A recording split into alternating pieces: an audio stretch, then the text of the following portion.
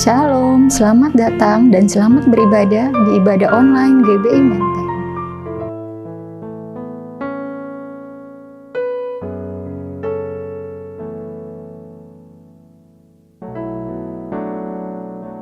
Mari jemaat Tuhan bersama-sama kita masuk dalam doa syafaat.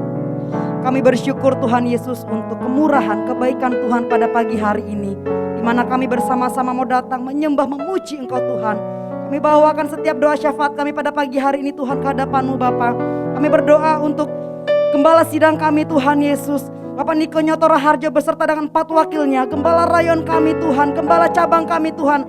Kami percaya pengurapan Tuhan, perkenanan Tuhan bertambah-tambah atas hidup Gembala kami ini Tuhan Yesus. Penyertaan perlindungan Tuhan sempurna Bapa di surgawi. Terima kasih Bapak, terima kasih. Pagi hari juga Tuhan kami berdoa untuk jemaat GBI Menteng Tuhan Yesus. Dimanapun mereka berada Tuhan, hari-hari ini kami percaya penyertaan perlindungan Tuhan nyata dalam kehidupan jemaat-Mu Tuhan Yesus. Terima kasih Bapak di surga, diberkati dari gereja, anak Tuhan, keluarga-keluarga CC Junior Church Tuhan, youth dan dewasa muda, diberkati Tuhan jemaat-Mu. Semakin hari mereka semakin bertumbuh di dalam Engkau Tuhan. Terima kasih Bapak di surgawi. Kami berdoa juga Tuhan buat hamba-Mu yang akan menyampaikan firman Tuhan hari ini Tuhan. Kami percaya ada firman yang menguatkan, ada firman yang meneguhkan setiap kami Bapak di surgawi. Terima kasih Bapak. Bersama-sama kami angkat tangan kami Tuhan, kami berdoa untuk bangsa kami Indonesia. Kami percaya ada shalom atas Indonesia, ada kebaikan, kemurahan, kesembuhan atas Indonesia. Kami percaya pemimpin kami diberkati Bapak, masyarakatnya diberkati, ada roh takut akan Tuhan dari Sabang sampai Merauke Tuhan, dan lawatlah bangsa kami Tuhan. Hari demi hari Pentakosta ketika itu kan nyata atas Indonesia Tuhan. Di gunung-gunung, lembah-lembah, bukit-bukit ada hadirat Tuhan, kemurahan Tuhan di sana. Terima kasih Bapak di surgawi, terima kasih. Dan sebentar kami siap dan memuji, bersorak, meninggikan Engkau Tuhan Yesus, Allah yang layak disembah, Allah yang layak ditinggikan. Haleluya, haleluya, amin. Shalom Bapak Ibu Saudara, selamat datang di ibadah Raya GBI Menteng. Kita akan bersama-sama pada pagi hari ini untuk menyembah dan memuji Tuhan. Dimanapun kita berada, di zona waktu manapun kita berada, mari persiapkan hati kita bersama.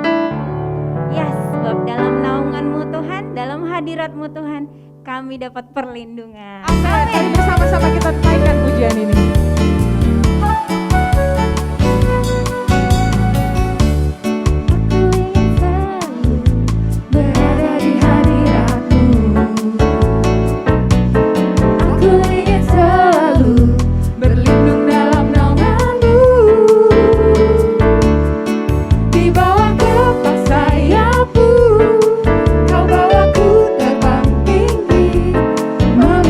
Langit biru bagaikan raja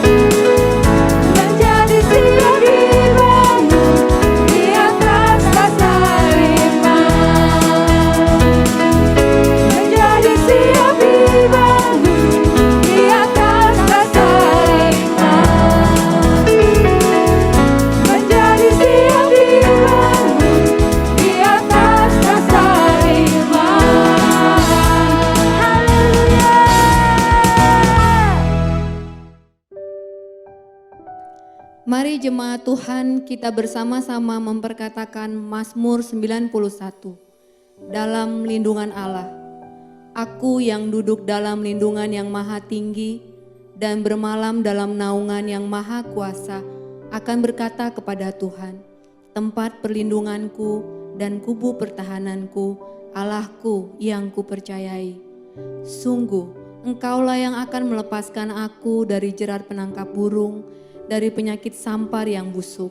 Dengan kepakmu Engkau akan menudungi aku, di bawah sayapmu aku akan berlindung. Kesetiaanmu ialah perisai dan pagar tembok. Aku tak usah takut terhadap kedahsyatan malam, terhadap panah yang terbang di waktu siang, terhadap penyakit sampar yang berjalan di dalam gelap, terhadap penyakit menular yang mengamuk di waktu petang. Walau 1.000 orang rebah di sisiku, dan 10.000 di sebelah kananku, tetapi itu tidak akan menimpaku. Aku hanya menontonnya dengan mataku sendiri dan melihat pembalasan terhadap orang-orang fasik. Sebab Tuhan ialah tempat perlindunganku, yang maha tinggi telah kubuat tempat perteduhanku. Malapetaka tidak akan menimpaku, dan tulah tidak akan mendekat kepada kemahku. Sebab malaikat-malaikatmu akan diperintahkanmu kepadaku untuk menjagaku di segala jalanku. Mereka akan menatangku di atas tangan mereka, supaya kakiku jangan terantuk kepada batu. Singa dan ular tedung akan kulangkahi, aku akan menginjak anak singa dan ular naga. Sungguh, hatiku melekat kepadamu, maka Engkau meluputkanku. Engkau akan membentengiku sebab aku mengenal namamu. Bila aku berseru kepadamu, Engkau akan menjawab. Engkau akan menyertaiku dalam kesesakan. Engkau akan meluputkanku dan memuliakanku. Dengan panjang umur akan Kau kenyangkan aku, dan akan Kau perlihatkan kepadaku keselamatan daripadamu. Amin. Shalom semua. Pada Voice of Pentecost kali ini kita akan membahas mengenai apakah orang yang belum dibaptis Roh Kudus dapat dipakai oleh Tuhan. Bunda Teresa adalah seorang biarawati Katolik Roma yang menggoncang dunia karena pelayanannya terhadap kaum papa yang terpinggirkan karena penyakit kusta, AIDS, dan TBC. Bahkan dunia pun mengakui pelayanannya dengan menyematkan hadiah Nobel Perdamaian di tahun 1979. Martin Luther, seorang reformator gereja yang menggoncang keadaan gereja yang kelam pada masanya. Adapun Billy Graham, seorang penginjil dari Amerika Serikat yang saat mengadakan KKR dapat mengundang jutaan orang. Bahkan beliau dianggap sebagai salah satu pemimpin Kristen paling berpengaruh di abad ke-20 ini. Sejujurnya kita tidak benar-benar tahu dengan jelas apakah para raksasa iman di atas pernah mengalami baptisan Roh Kudus dengan tanda awal berbahasa roh. Sejarah pun tidak pernah mencatatnya. Maka timbullah pertanyaan, mengapa perlu seseorang dibaptis dengan Roh Kudus dengan tanda awal berbahasa roh? Jika seseorang yang belum pernah dibaptis Roh Kudus atau mungkin sudah pernah, tapi tidak secara nyata menunjukkannya seperti para tokoh tersebut, tetap dipakai Tuhan secara dahsyat. Pengakuan Iman GBI berkata bahwa baptisan Roh Kudus adalah karunia Tuhan untuk semua orang yang telah disucikan hatinya. Tanda awal baptisan Roh Kudus adalah berkata-kata dengan bahasa roh, sebagaimana diilhamkan oleh Roh Kudus. Teologi Pentakosta sangatlah menekankan tentang pengalaman dibaptis dengan Roh Kudus sebagai suatu hal yang terpisah dari karya keselamatan Kristus yang bertujuan untuk penyelesaian amanat agung. Kisah Para Rasul 1 ayat 8 mencatat, tetapi kamu akan menerima kuasa kalau Roh Kudus turun ke atas kamu. Dan kamu akan menjadi saksiku di Yerusalem dan di seluruh Yudea dan Samaria dan sampai ke ujung bumi. Kata kuasa di ayat tersebut berasal dari bahasa Yunani dunamis yang diterjemahkan juga sebagai dinamit, sesuatu yang memiliki daya ledak yang tinggi. Dengan kata lain, kuasa ini adalah kuasa yang sangat besar yang dimana dengan kuasa ini amanat agung Tuhan Yesus pasti terselesaikan. Sangatlah menarik untuk disimak bahwa sesaat sebelum Tuhan Yesus terangkat ke surga, ia berpesan agar para murid tidak meninggalkan Yerusalem dan menyuruh mereka tinggal di sana sambil menantikan janji Bapa. Apakah janji Bapa yang dimaksud tersebut? Janji Bapa yang dimaksud Tuhan Yesus adalah bahwa para murid akan dibaptis dengan Roh Kudus. Poin penting untuk kita garis bawahi di sini adalah bahwa baptisan Roh Kudus adalah janji Bapa untuk semua orang percaya. Selanjutnya di Kisah Para Rasul pasal kedua adalah peristiwa turunnya Roh Kudus ke atas para rasul yang lebih kita kenal dengan peristiwa Pentakosta, di mana para rasul mulai berkata-kata dengan bahasa-bahasa lain seperti yang diberikan oleh Roh itu kepada mereka untuk mengatakannya. Dari sini dapat kita lihat bahwa janji Bapa tentang baptisan Roh Kudus selalu disertai dengan pengalaman karunia berbahasa roh. Dari peristiwa tersebut kita melihat dengan jelas bahwa ada perbedaan antara menerima Roh Kudus dengan dipenuhi Roh Kudus atau dibaptis dengan Roh Kudus. Setiap orang yang telah menerima Yesus sebagai Tuhan dan Juru Selamat, maka Roh Kudus berdiam di dalam dirinya. Bapa memberikan Roh Kudus di dalam hati kita sebagai jaminan dari semua yang telah disediakan untuk kita, yaitu anugerah keselamatan. Rasul Paulus pun menjelaskan di dalam 1 Korintus 6 ayat 19. Atau tidak tahukah kamu bahwa tubuhmu adalah bait Roh Kudus yang diam di dalam kamu? Roh Kudus yang kamu peroleh dari Allah dan bahwa kamu bukan milik kamu sendiri. Keberdiaman Roh Kudus di dalam hidup orang percaya memampukan seseorang untuk memiliki hidup yang menghasilkan buah roh. Namun, seseorang yang telah dibaptis dengan Roh Kudus akan memiliki kuasa untuk menyelesaikan amanat agung sesuai yang tertulis di dalam Kisah Para Rasul pasal 1 dan 2. Dalam hal ini kita melihat bahwa baptisan Roh Kudus berfungsi secara eksternal.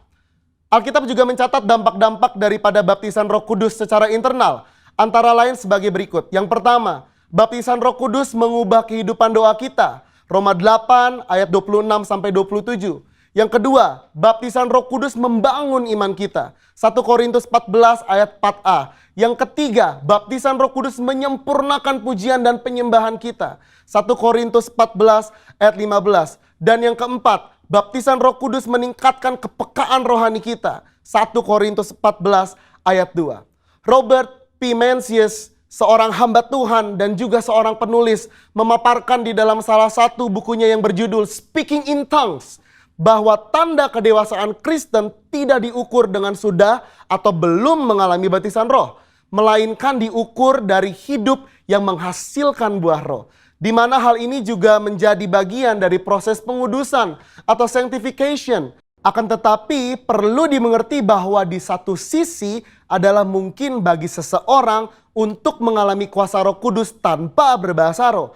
Namun hal ini bukanlah pengalaman Alkitab yang utuh sebagaimana tertulis di Kisah Para Rasul pasal 1 dan 2.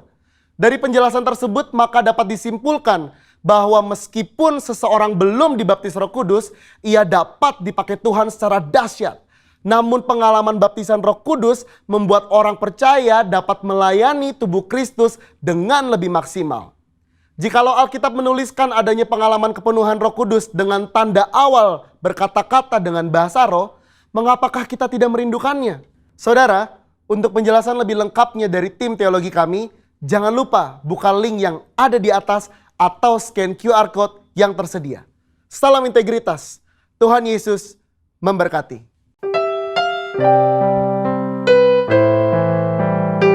Mari jemaat Tuhan, kita persiapkan hati kita untuk menghadap Tuhan lebih lagi.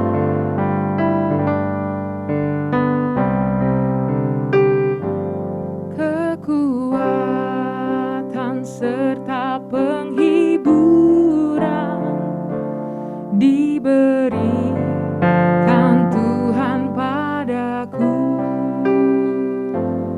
Tiap hari aku dibimbingnya, tiap jam dihibur hatiku. Dan sesuai dengan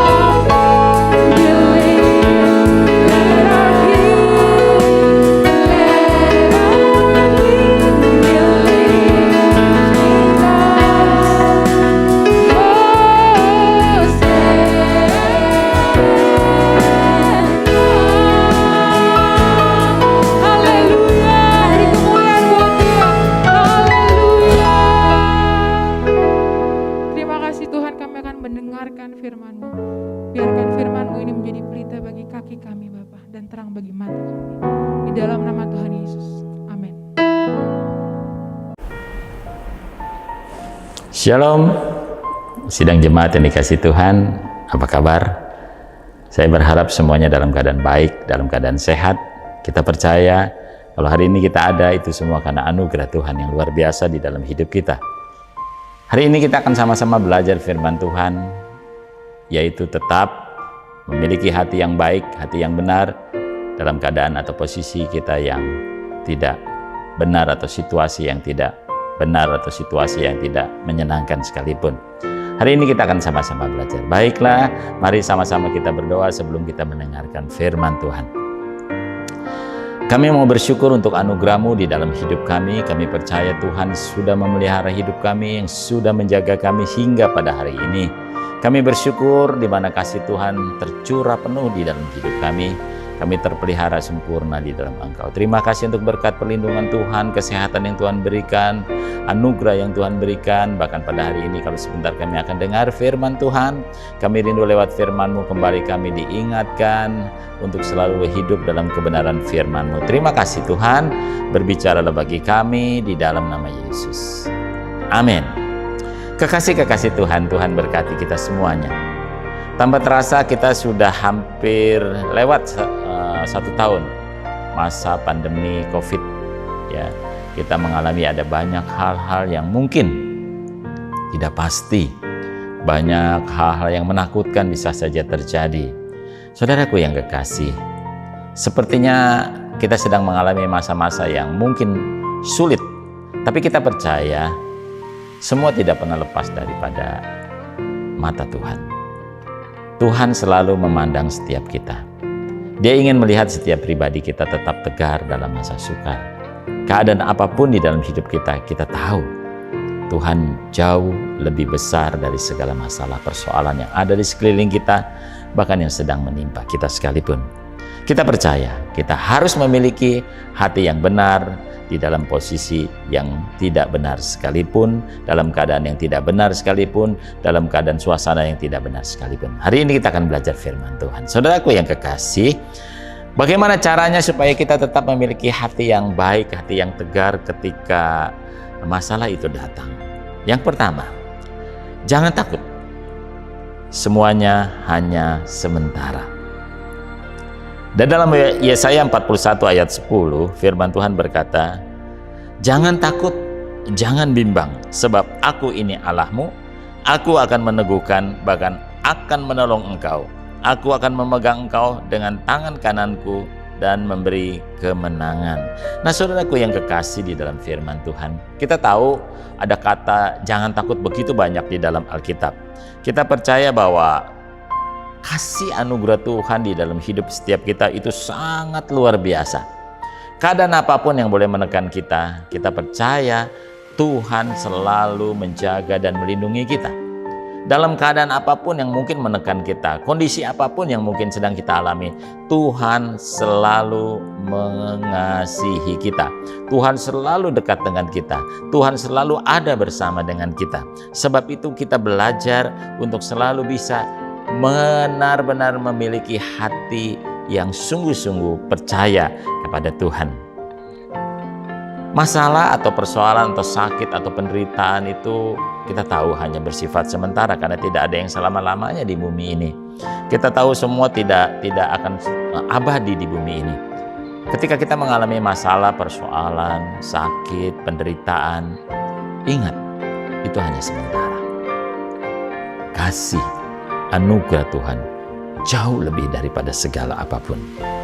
Tuhan hanya minta seperti Dia katakan kepada Yosua di dalam Yosua 1 ayat 9. Dia berkata begini, "Bukankah telah diperintahkan, kuatkan dan teguhkanlah hatimu.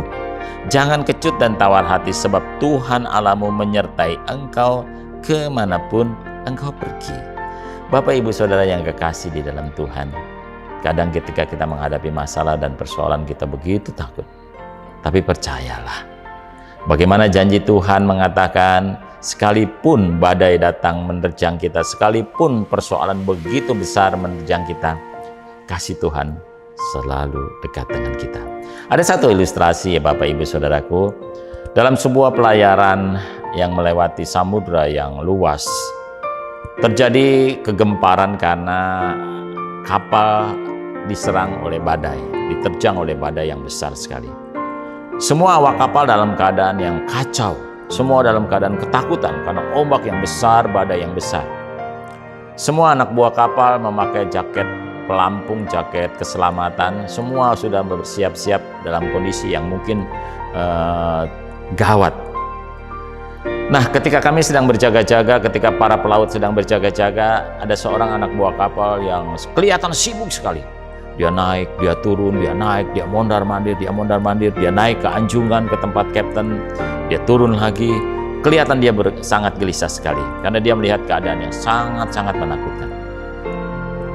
Saudaraku, ada beberapa pelaut bertanya kepada orang yang mondar-mandir ini, "Kenapa kamu mondar-mandir terus? Sepertinya tidak tenang." Dia tidak menjawab.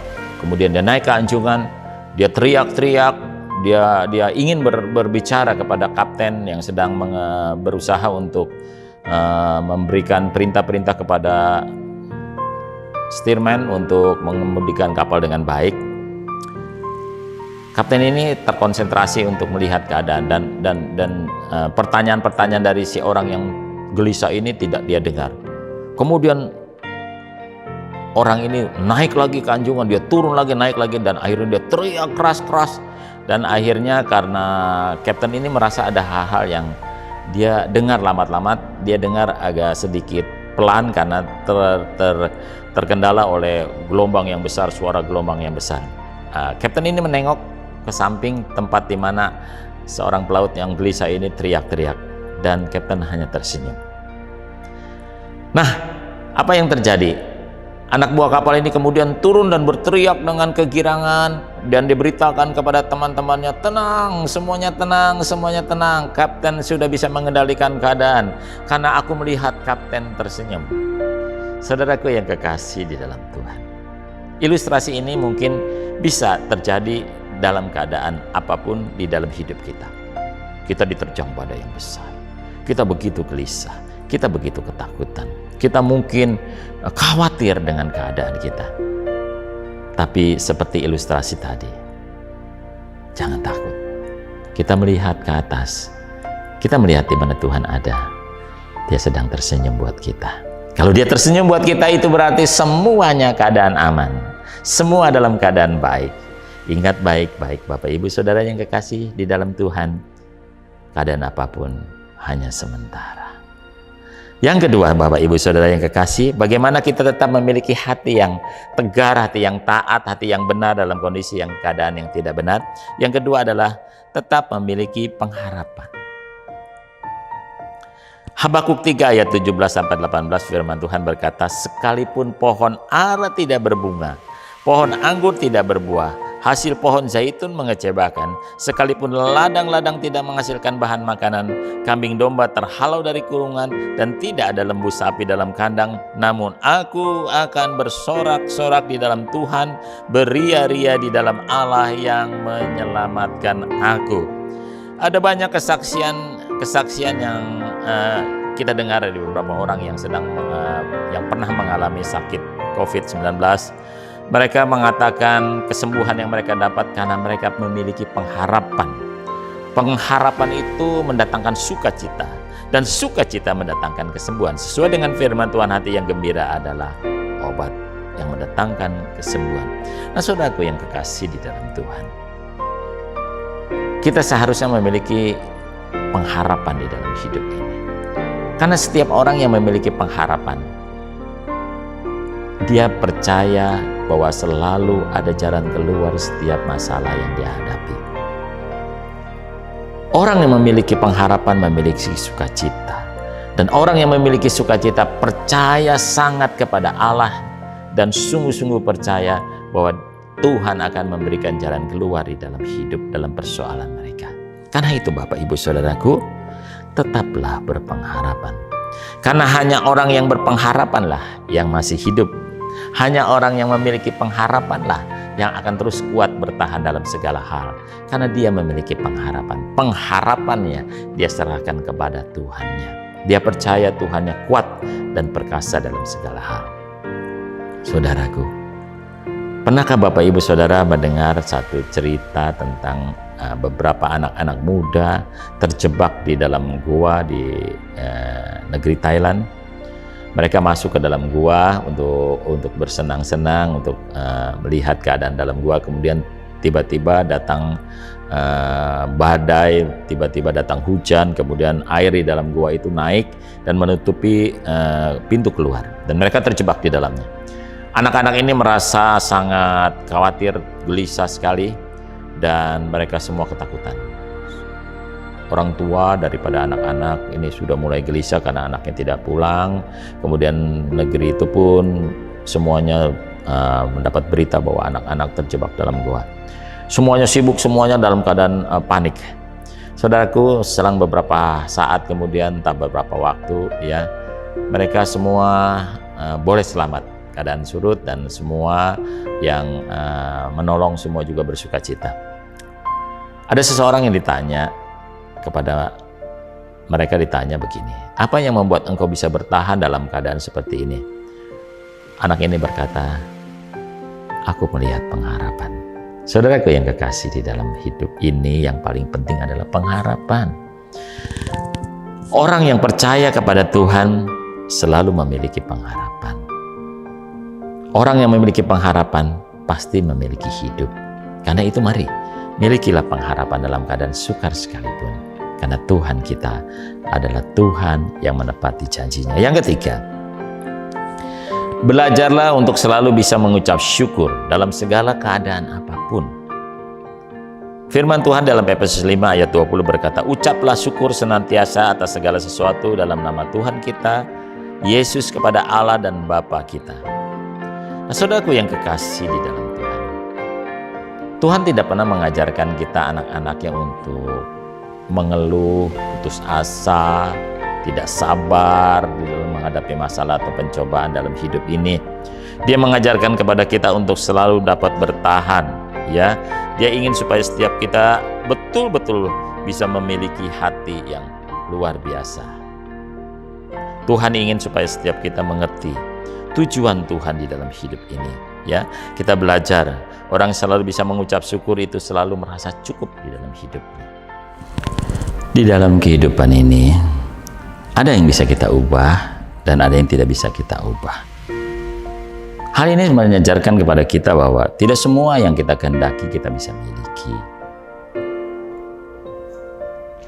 Sekarang mengapa kita tidak bisa bersyukur untuk apa yang kita sudah miliki? Tuhan ingin supaya setiap kita belajar bisa mengucap syukur dalam segala keadaan apapun. Orang yang bisa mengucap syukur adalah orang yang merasa cukup dan tidak serakah. Orang yang bersyukur adalah orang yang tahu apa anugerah yang dari Tuhan, lebih daripada segala apapun. Nggak usah iri hati dengan keberhasilan orang lain, dengan kemampuan orang lain. Suatu saat pun Allah akan memberikan kepada kita hal yang sama. Kita tahu segala sesuatu adalah waktu Tuhan, segala sesuatu dalam kasih Tuhan, anugerah Tuhan. Segala apapun yang terjadi di dalam dunia ini, belajarlah untuk selalu bisa bersyukur kepada Tuhan. Karena kita tahu kita tidak bisa memiliki semuanya, kita tahu kita tidak memiliki segala-galanya, tapi kita percaya bahwa ketika kita merasa cukup, itulah namanya mengucap syukur. Saudaraku, ada satu ilustrasi, saudaraku. Seorang tukang tahu yang biasa pagi-pagi pergi menjual tahunya ke pasar. Pada hari itu dia kesiangan bangun dan tertinggal mobil jemputan. Dia lari sampai tahunya jatuh, tumpah, dan beberapa tahu, begitu banyak sih, tidak beberapa, tapi begitu banyak tahu yang hancur. Dan akhirnya dia merasa sedih sekali karena dia tidak bisa mengejar mobil angkutan yang biasa membawa dia ke pasar. Hari itu dia merasa sedih, dia merasa rugi, dia merasa kenapa bisa seperti itu. Dan akhirnya dia merenungi diri ketika dia merasa sedih, dia merasa susah, dia begitu sedih sekali. Tiba-tiba ketika dia dalam keadaan seperti itu, ada suara yang memanggil-manggil namanya. Kemudian dia keluar dari rumahnya, mendapati orang yang memanggil namanya, dan orang ini bertanya, bisakah saya membeli tahu yang sudah tidak layak lagi untuk dijual, artinya yang sudah tidak bisa lagi dijual, sudah hancur. Si tukang tahu ini kaget. Kenapa? Untuk apa? Ternyata yang membeli ini adalah peternak itik yang memerlukan tahu yang hancur atau ampas-ampas tahu untuk memberi makan itik-itiknya. Akhirnya si tukang tahu itu memberikan semua yang tadinya hancur itu, tahu yang hancur itu kepada si pembeli atau peternak itik ini. Dan luar biasa saudaraku. Akhirnya si tukang tahu ini menyadari cara Tuhan memberkati kita, cara Tuhan menolong kita, cara Tuhan membuat kita bersuka cita beda dengan cara kita, beda dengan keinginan kita. Apa yang kita mungkin merasa pada hari-hari ini kita begitu menyedihkan, tapi Tuhan mengubahnya menjadi sesuatu yang menyenangkan. Tuhan bisa melakukan apa saja yang Dia mau. Karena itu, belajarlah bersyukur, karena kita tidak tahu apa yang Tuhan akan kerjakan buat kita.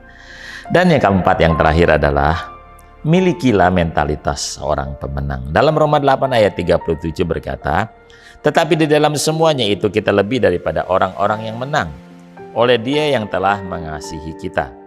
Nah, saudaraku yang kekasih di dalam Tuhan, orang-orang yang menang ini tidak serta-merta menjadi seorang pemenang kalau dia tidak mengikuti satu pertandingan.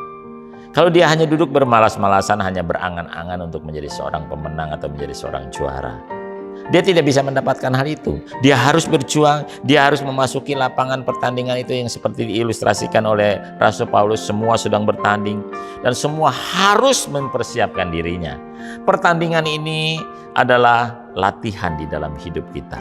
Latihan di mana setiap hari kita mengalami mungkin sesuatu yang tidak menyenangkan.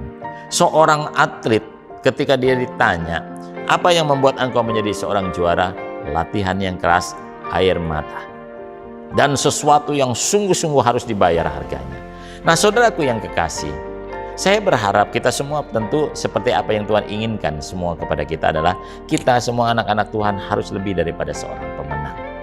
Kita tidak hanya sekedar menjadi orang percaya, menjadi orang Kristen, tapi kita tidak pernah mengalami Tuhan di dalam hidup ini. Ketika kita mengalami masalah, pencobaan atau apapun dalam hidup kita, itu adalah latihan kita. Itu adalah arena pertandingan kita. Tuhan sedang memandang kepada kita. Apakah kita akan keluar sebagai seorang pemenang atau sebagai seorang pecundang? Tuhan ingin supaya setiap kita mengerti tujuan Tuhan di dalam penderitaan adalah menjadikan setiap kita seorang pemenang. Saudaraku yang kekasih, seorang pemenang tidak akan menganggap rendah lawan-lawannya. Seorang pemenang akan terus mencoba dan mencoba dan mencoba terus dan tidak mudah menyerah. Diperlukan ketekunan, diperlukan sikap tahan uji supaya bisa mencapai kemenangan. Saya mengambil satu ilustrasi Derek Redmond, pelari 400 meter dari Inggris dalam Olimpiade 1992. Pada 150 meter terakhir melewati posisi yang keempat menuju kepada posisi yang ketiga, dia berharap bahwa dia akan mendapatkan minimal perunggu, tetapi ia terjatuh, dia terpincang-pincang, dia ditolong oleh ayahnya. Walaupun dia tidak menjadi seorang juara, dia tetap melanjutkan sampai garis terakhir. John Stephen Ahawari dari Olimpiade Meksiko 1968, seorang pelari dari Tanzania, berlari maraton sejauh 42,195 meter, mengalami kram ya pada kilometer ke-19 dan terus berlari walaupun tidak menjadi juara, dan berkata, negara tidak hanya mengirimkan saya untuk mengikuti lomba, tapi negara mengirimkan saya untuk menyelesaikan setiap perlombaan sampai akhir. Itulah yang kita harus semua miliki, mentalitas seorang pemenang. Satu nasihat buat kita semua adalah ada harga yang harus dibayar untuk sebuah kemenangan. Kita tidak akan pernah mencapai sebuah kemenangan kalau kita hanya bersandar pada tembok kemalasan kita. Bapak, Ibu, Saudara yang kekasih di dalam Tuhan, tetap tegar dalam masa sukar. Tuhan memberkati kita. Kita berdoa. Segala puji dan hormat syukur kami naikkan kepada Tuhan Yesus. Terima kasih untuk berkat-berkat-Mu, pertolongan, perlindungan. Kami sudah mendengar firman Tuhan. Ajarkan kepada setiap kami untuk memiliki mentalitas seorang pemenang, belajar untuk selalu bisa mengucap syukur, dan jangan takut karena kami percaya segala sesuatu hanyalah sementara, dan kami percaya anugerah Tuhan yang terbesar di dalam hidup kami adalah kami tetap percaya kepada kasih anugerah Tuhan. Terima kasih Tuhan. Berkati setiap kami masing-masing ketika kami menghadapi persoalan apapun. Tuhan beserta dengan kami. Tuhan memberkati seluruh jemaat-jemaat Tuhan. Dimanapun jemaat-jemaat Tuhan berada, Tuhan mengasihi, Tuhan menjaga, Tuhan melindungi. Tuhan memberkati segala sesuatunya. Tuhan, Engkau adalah Allah Tuhan dan Juru Selamat kami. Terima kasih Tuhan, juga Engkau memberkati para pemimpin-pemimpin rohani kami. Engkau yang menjaga mereka satu persatu. Engkau yang memberkati mereka, Engkau yang memberi mereka hikmat, akal budi, dan mereka adalah menjadi panutan buat setiap kami jemaat-jemaat. Terima kasih Tuhan, berkati setiap hamba-hambamu dimanapun mereka berada. Tuhan memberkati setiap anak-anak Tuhan yang sedang mengalami masalah sakit penyakit, sedang mengalami apapun, Tuhan Engkau menyertai, dan Tuhan akan memberikan kesehatan, kesembuhan, dan pemulihan yang ajaib. Terima kasih Tuhan, diberkati setiap kami yang percaya kepadamu, oleh karena namamu dimuliakanlah kami. Semuanya oleh karena Engkau memberkati kami. Dalam nama Yesus. Amin. Mari jemaat Tuhan, kita memperkatakan arti Pentakosta ketiga. 1. Pentakosta ketiga adalah pencurahan Roh Kudus yang dahsyat di zaman ini, melebihi yang terjadi di Azusa Street. 2. Pentakosta ketiga mengakibatkan penuaian jiwa yang terbesar dan yang terakhir sebelum Tuhan Yesus datang kembali. 3. Pentakosta ketiga akan membangkitkan generasi Yeremia, yaitu anak-anak muda yang dipenuhi Roh Kudus, cinta mati-matian kepada Tuhan Yesus, tidak kompromi terhadap dosa, dan akan bergerak untuk memenangkan jiwa. 4. Pentakosta ketiga lahir di Indonesia dan bergerak ke bangsa-bangsa. Gerakan ini dari timur ke barat dan akan kembali ke Yerusalem. 5. Pentakosta ketiga akan memberikan kuasa untuk menyelesaikan amanat agung, dan setelah itu Tuhan Yesus datang kembali. Amin.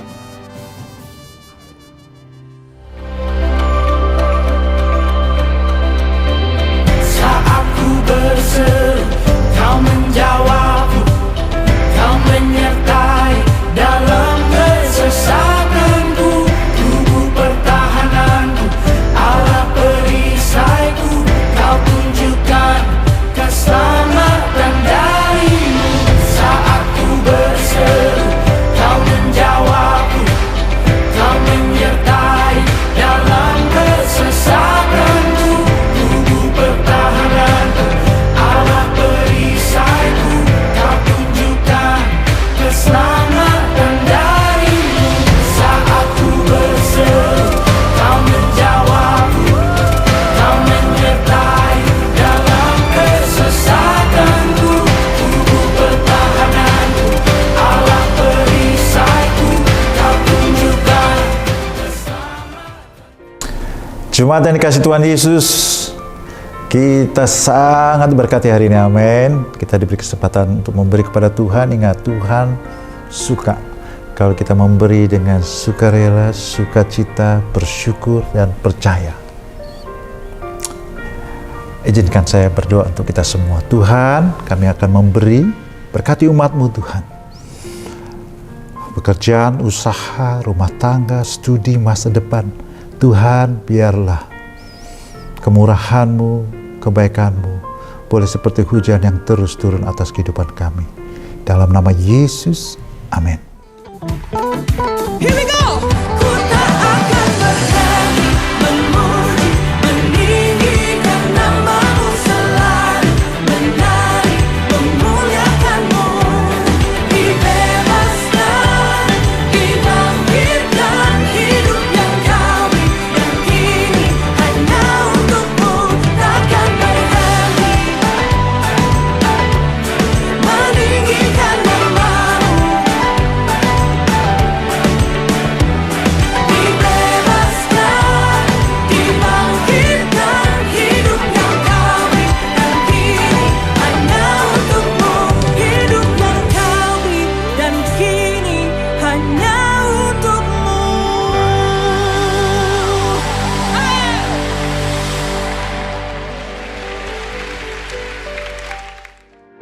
Kasih Tuhan, sebelum kita berpisah, ayo kita bangkit berdiri. Kita mau terima berkat dari Tuhan Yesus. Angkat kedua tanganmu. Kekasih-kekasih Tuhan, pulanglah dengan damai sejahtera, kemurahan Tuhan, kebaikan Tuhan akan turun atasmu. Karena engkau orang pilihan, karena engkau kekasih Tuhan, karena engkau biji mata Tuhan, dan Tuhan sayang padamu. Tuhan membela engkau, Tuhan memberkati engkau, Tuhan menuntun engkau. Kemurahan Bapa, kasih Yesus, dan persekutuan yang manis dengan Roh Kudus menyertai engkau hari ini sampai kedatangan Tuhan, sampai selama-lamanya. Kita semuanya percaya katakan, Amin.